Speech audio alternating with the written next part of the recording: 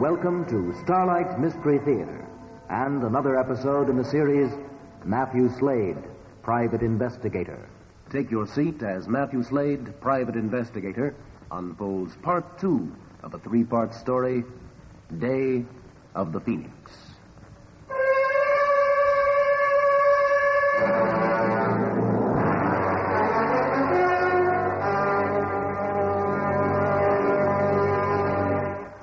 In my job, the hours are odd.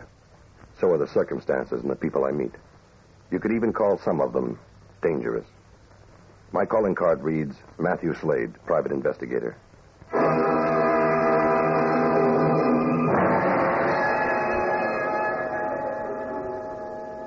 In last week's story, Matthew Slade found himself suspected of killing his friend and client, Richard Marlowe, and Marlowe's chauffeur, Howard Morris. Murders which also involved the disappearance of a valuable jade statuette in the form of the mythical phoenix bird. With 3 separate people contacting Slade to recover the phoenix, Marlowe's young and attractive widow, Laura, a curious man from Damascus, Aram Ballestero, and a questionable art dealer, Edward De Silva, Slade set out to find the murderer and the reasons behind the interest in the missing phoenix. While searching De Silva's home, Slade is blackjacked. He regains consciousness to find a huge man standing over him, a man from Hong Kong he knows as Lyle Milford Jackman. Mr. Slade, good of you to come, sir. I pulled myself up to a sitting position. Dallas Hawk stood behind Jackman, next to him a large, sinister-looking Oriental. Dallas brought your message. I regret not being able to time this visit to coincide with your office hours, but you're a difficult man to reach. Indeed you are. Where am I? Aboard the Condor Maru, sir, a Japanese freighter. Well, this is the first time I've been shanghaied for an appointment. Well put. Now, sir, first let me say it's unfortunate the circumstances of this meeting cannot be as pleasant as our first, when I extended hospitality to you and Richard Marlowe in Hong Kong. Yes? I was disturbed to read this morning of Mr. Marlowe's untimely death, particularly since I have been caused the inconvenience of a 6,000-mile sea journey to recover what is rightfully mine. And? You fraudulently tricked me into selling you the jade phoenix for a pittance, when you knew it to be worth a fortune. I knew nothing of the kind. I estimated its value at $200. That's what was offered. That's what you accepted. A fair transaction. Come, sir. You can hardly expect me to believe that. Till proven otherwise, the Phoenix to me is still a replica and worth exactly what we paid, no more. That is a matter of opinion, sir. Replica or not, the Phoenix belongs to me. I want it back. You might try telling that to whoever stole it. Stolen? That fact wasn't reported in the papers. They don't know about it. And for the moment, neither do the police. Would it come as a surprise to you, sir, if I told you the Phoenix is worth in excess of $500,000? That is a lot of money, sir. Wouldn't you agree? I certainly would. Hank Pinto, Shimoda. The steward with our wine. A little libation, Mr. Slade. I'm sure you could do with it. Untie Mr. Slade, Dallas.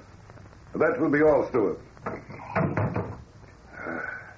A definitely delicious blend of fine French wine, sir. I trust you'll find it appealing. Here's to our meeting. Shall we go on? By all means. If the Phoenix has been stolen, somebody in the city has it. I want it. Now, let's be frank. Do you have any idea who that might be? An idea, yes. Excellent. Now, sir, a proposition for you. Deliver the Phoenix, and 1/3 of its realized worth will be yours. And that would amount to a tidy sum. Well, what makes you think if I found it, I'd turn it over to you? I am a determined man, Mr. Slade. Have ways and means of getting what I want. You mean using your muscle men over there? If necessary. But you appear to be a man of sound reasoning. I'm sure we can come to a satisfactory understanding. You leave little choice. A man of good sense. Now, assuming I locate the Phoenix for you, what guarantee would I have against you slipping off to Hong Kong, leaving me out in the cold, so to speak, or perhaps even dead? You would have my word, sir, as a gentleman. Well, that's fine for a fraternal club, but I mean something that would act as a bond, a guarantee of your good faith. Would $500 guarantee you that? No, but 5,000 might.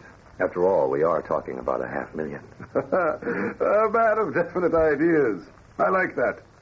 5,000 it is, sir. I like to be fair, always.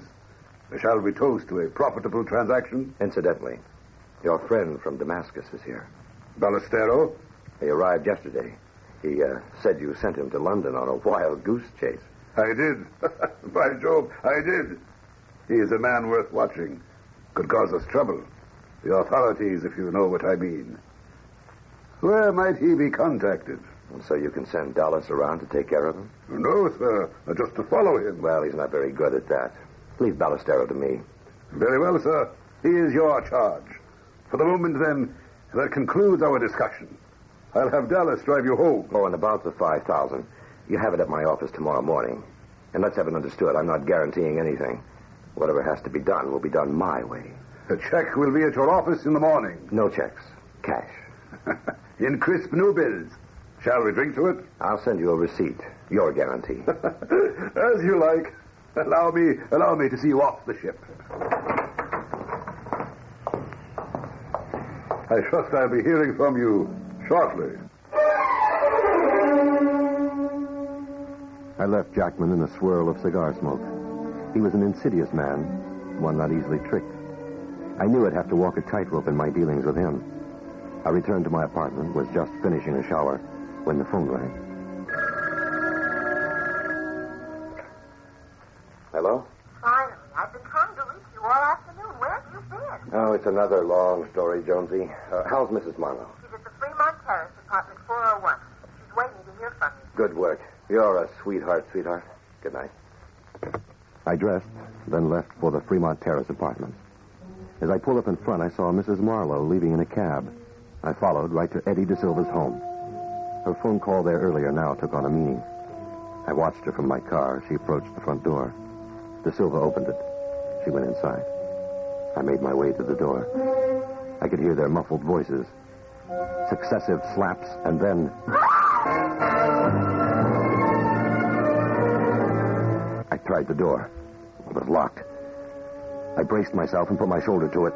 It gave way. They were standing in the center of the room. De Silva had hold of her arm. A thin line of blood ran down his cheek. He raised his hand and slammed it against her face. I moved in on him. He showed no resistance. My, such a lot of brawn and so few brains. You ought to be ashamed of yourself, Eddie. This is a private affair, friend. I don't remember inviting you. Well, you'll have to forgive the entrance. An invitation seemed unnecessary. Now, what's all this about? Uh-huh. It's like that, is it? No one's talking. Please don't interfere, Mr. Slade. It doesn't concern you. Well, unfortunately, I'd say I'm right in the middle of it. If you are, it's because you put yourself there, and I told you this afternoon. Stay out of it, friend. I know that's what you told me, Eddie, but I wasn't too impressed with your advice. I'm not so sure I understand all this, Mrs. Marlowe. As I remember it, you came to me with a plea for help. And there was that story of being penniless and then those incriminations against your friend. Of course, I didn't altogether believe you, but parts of it did sound interesting, particularly about the Phoenix. Now, I bet you completely forgot about that. You don't understand it. It's not easy to explain at this time. Oh, you're right. Discussing it in front of Eddie is bad form. He might feel inclined to challenge some of the things you'd say. Let's not discuss it any further. Oh, let's do. Let's sort out the nonsense and get rid of those embarrassing half-truths. What? As I told you this morning. Eddie doesn't go along with that story. And besides, he's got a good one of his own. I told it to you straight, friend. Playing games, are we? Well, if that's the way you want it, it's fine by me. You're going to have to do your talking sooner or later. And you won't find it easy putting off with the police. They've given me until tomorrow to come up with a convincing story. What I have so far should interest them. There's no sense in getting riled, friend. There's really nothing to all this. It's an unfinished business transaction. With the events of last night, well, we felt it best to finalize it discreetly. That's all there is to it. Oh, you two are good. And you're about as discreet as my entrance through that door. One or both of you are lying. Go ahead and lie. I won't stop you. But see how far it gets you. Mr. Slade. Matt, please wait. For what? Would you take me home? Get in. Well? Your entrance was marvelous. You're like a dashing knight saving his fair maiden. Why, Mrs. Marlowe. Did you mind my kissing you? You are a friend of the family. I guess I am doing all right at that. That is the way you planned it, isn't it? Oh, you're mistrustful of me. Now, whatever gave you that idea? You're also making fun of me. Well, now we're in a fun mood. Why don't you just start in at the beginning? No questions. Not now. Later, at my apartment.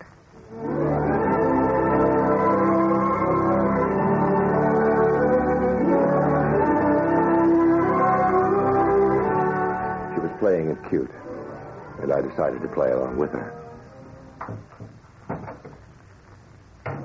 Here's your key, Mrs. Marlowe. Keep it. As my dashing knight, you may have to rescue me again. I wouldn't want you to break down this door. You won't mind if I change before we chat? No, not at all. If you're handy in the kitchen, you might heat some coffee. It's on the stove. I'll just be a minute.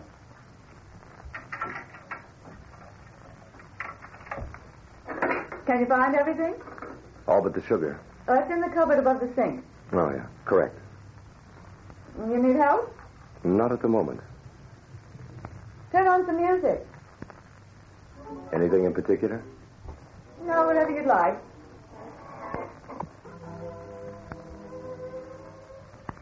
I noticed some paperback novels lying on the cabinet. The top one caught my eye. The cover displayed an attractive girl clothed in a sheer hostess gown. Her blonde hair fell to her shoulders. The title read, Blackmail. Something interesting? Laura stood in the doorway. The girl on the cover had come alive.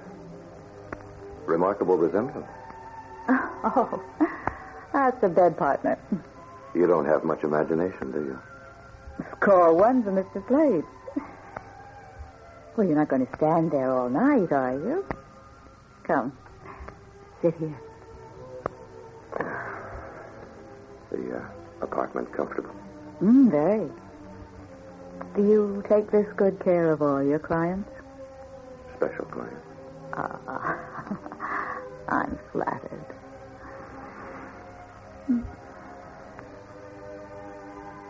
Now, I find you very attractive.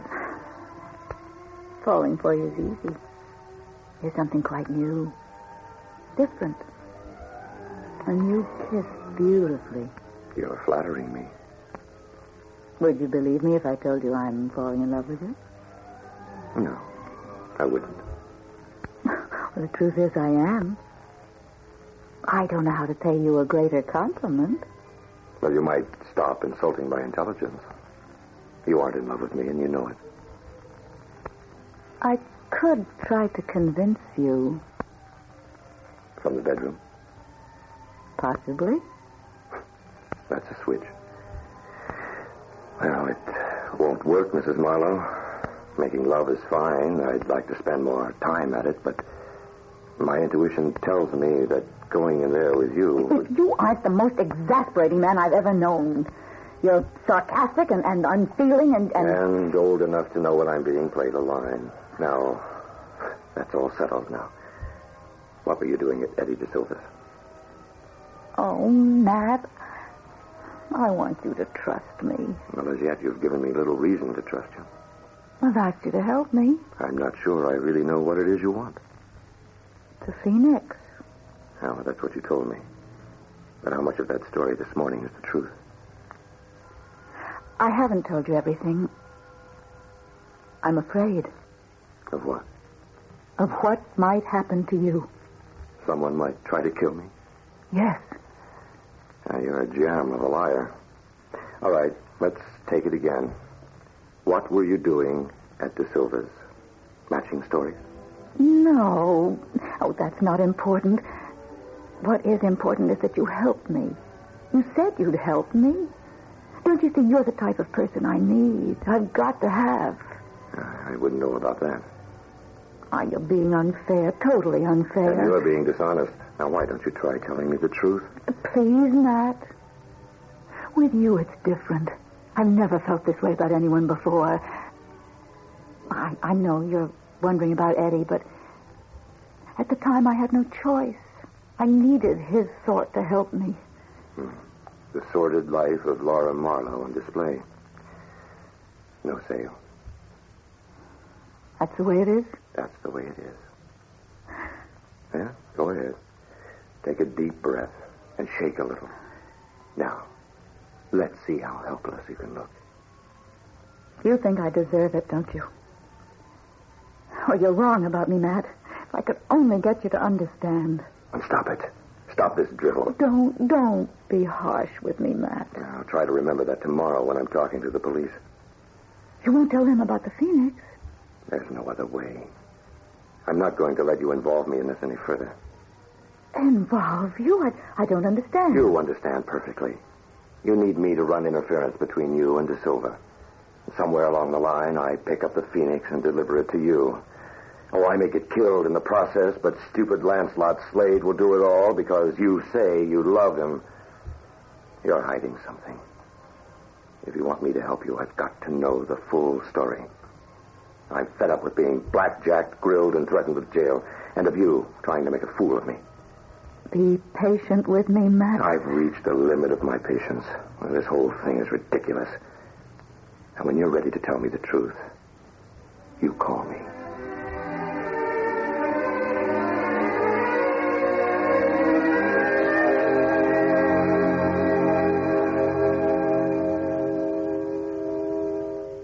I couldn't help but smile as I walked down the hall to the elevator. I thought my performance was pretty corny, but at least it was better than hers. She'd have to use different tactics from here on out. I wasn't about to fall for that phony love-making routine. It was late when I drove into the Warwick Arms garage, parked my car, and rode the elevator up to my floor. I could feel the anesthesia of sleep creeping through my bones as I reached my apartment door. It was ajar. I flattened against the wall. I edged the door open with my foot, and there sat Lyle Jackman, reading a copy of the Brothers Karamazov. You people have the strangest visiting hours. Again, my apology, Mr. Slade. Forgive the invasion of your privacy. The visit now is purely social. Yeah, the place is a mess. His work, no doubt. The search was a necessity. A matter of precaution, you understand. I had to be sure you weren't already in possession of the Phoenix. It seems you are not. Or at least if you are, it is not in this apartment. Yeah, well, tell Hawks to stop waving that silly revolver in my face, or I have to take it away from him. No need for that, Dallas.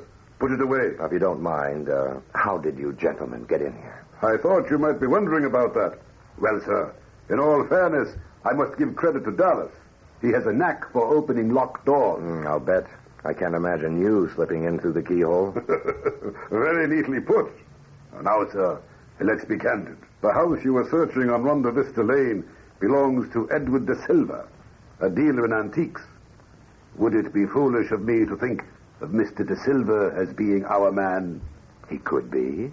I wonder if I would also be correct in thinking, assuming Mr. De Silva is in possession of the Phoenix, that you and he, how shall I put it, are in cahoots. Yeah, your assumption is incorrect.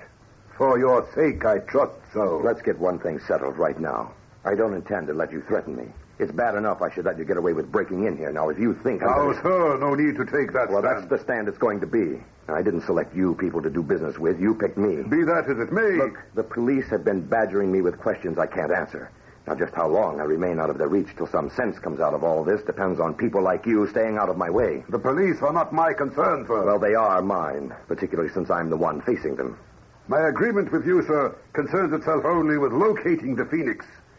I trust we can avoid disagreement over the point. In times of strife, men sometimes lose their better judgment. If it be any consolation to you, let me remind you, in the morning you will have in your possession $5,000. Later, a vastly greater sum. I'm sure that's worth a reasonable amount of trouble. I don't mind a reasonable amount of trouble, but I told you I'd handle it my way, and that's the way it's going to be. You're an uncommonly difficult person to get the best of. But, have it as you wish. We leave matters as they stand. Now, let's do that. One further thing, Mr. Slade. I'm sure you realize the necessity of our keeping close ties from now until the conclusion of our association. I can't afford any indiscriminate moves, you understand. And if you're thinking of having Dallas follow me again, I wouldn't suggest it. I wouldn't like Dallas harmed. I'm extremely fond of him. It'd be hard to find another boy like him. You could pick one up in any cheap pool room. I'm sure you'll agree, Mr. Slade, provoking Dallas is not a wise course to follow. He's sometimes quick to take offense. Now, I think we must be going. How do I get in touch with you? Are you still on that boat? Yes, sir. The Condo Maru, Pier 9. The next morning, I decided to do a little checking on the man from Damascus. I paid a visit to an old friend, Stephen Gates, curator of Far Eastern art for the city's museum. Matthew, good to see you again. Come in. Nice to see you again, Steve. I heard you were out of the country. Where were you this time? The Orient, mostly. I was on an assignment for Richard Marlowe. Ah, yes. Unfortunate about his death. Odd business, that. Yes. I need your professional opinion on something, Stephen. By all means. Are you familiar with a jade statuette carved from the likeness of the Tibetan phoenix? Yes, somewhat. I was reading about it not too long ago. The figure is a strangely conceived image of how the king of birds should look. It's described as having the neck of a serpent, the bill of a wild fowl, and the grace of a swan. Its forehead is crowned with a crest that resembles a mandarin drake. Fascinating, wouldn't you say? Yes. Is there a possibility an original actually exists? Oh, my personal opinion is no. There's reference to it here in this volume. I remember it was towards the middle here. Let me see. Yes. Here it is. It's said to be legendary. However, as you're aware, there have been several cases of so-called mythical objects turning out to be realities. In this case, the phoenix has never been proved one way or another. Oh, I see. It says here a Damascus art dealer thought it to be the real thing. The book states he discovered it in a junk store in Corsica, and he kept it for his private collection. It was stolen following his death. Well, it seems more than one person believed it to be anything other than legendary. Suppose it turned out to be the original. Could you place a value on it? Oh, it's hard to say. 100,000? $250,000? It could be priceless. How does one put a value on such an item? Have you ever heard of Aram Ballestero, curator for the Damascus Museum? Ballestero? It has a familiar ring. I'm sure he's listed in the Maskai's dictionary. Let me look. Here. Oh, yes. Let's see. L. Ballestero. Oh, yes. Ballestero. Aram. Curator, Damascus Museum. I met him yesterday, but I wasn't too sure of... Yesterday? You could hardly have met him yesterday. The directory lists him as deceased.